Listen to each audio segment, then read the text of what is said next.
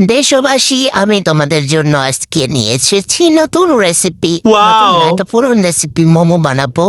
চলো শুরু করা যাক। এখানে প্রথমে একটা বাটি নিয়ে নিয়েছি, এরপর নিয়ে নিয়েছি আটা, আরেকটু আটা লাগবে, আরেকটু নিয়েছি। এরপর দিয়ে দিয়েছি স্বাদ মতো লবণ, এরপর দিয়েছি তেল। তেল দিয়ে ভালোভাবে মাখতে হবে যেন হাতে মুঠ হয়ে আসে আটা, না হলে তো মনের মতো নরম হবে না, সফট হতে হবে ডো।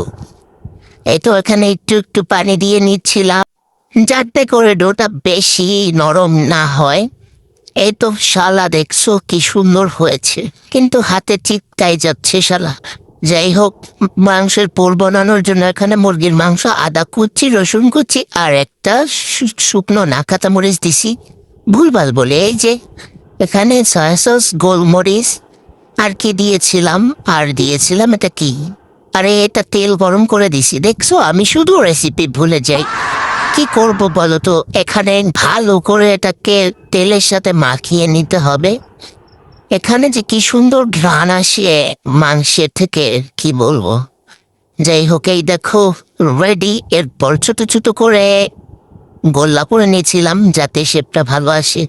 আর এই শালারে বানাইতে যাই আমার জীবন মরণ হয়ে গেছে, নে শুধু গার উপর উঠে আসতেছে, কি যে ফাজিল। যাই হোক, অনেক কষ্টে তাকে বানাইলাম। এরপর একটু মাংস দিয়ে নিয়েছিলাম। এখন মোমো শেপ দেবো, যদিও আমি ভালো শেপ পারি না, তারপরও শালা খাইতে মন চাইছে, মন দে তো একটু সান্ত্বনা দেওয়া উচিত।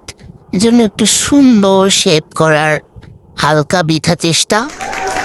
যাই হোক, যেরকম হয়েছে তোমরা অবশ্যই কমেন্টে জানাবা আমার রেসিপিগুলো কেমন লাগে।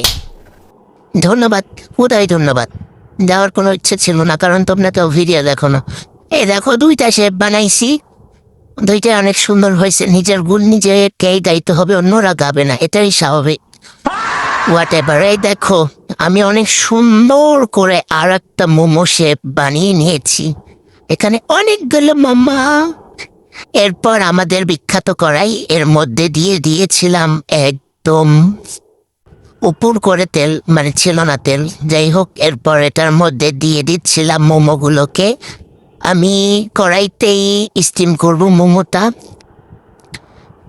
সবাইকে দেখি এভাবে স্টিম করতে, আমি কখনো এভাবে স্টিম করি নাই, আমি রাইস কুকারে দিয়ে স্টিম করি। এই যে এটাও খেতে ভালো ছিল। এরপর ঢেকে দিয়েছিলাম 10 মিনিটের মতো। রাইস কুকারের থেকে তাড়াতাড়ি হয়। এখানে সয়া সস আর অনেক কিছু দিয়ে বানাইছি, বলবো না। অবশ্যই সসের রেসিপি লাগলে কমেন্টে জানাবা। এই দেখো এখানে মোমো শালা এত মজা আমি বানাইছি, আমার বিশ্বাসই হয় না। যারা অবিবাহিত আছো অবশ্যই মা বাবাকে এভাবে বানিয়ে খাওয়াবা। ওকে, বাই।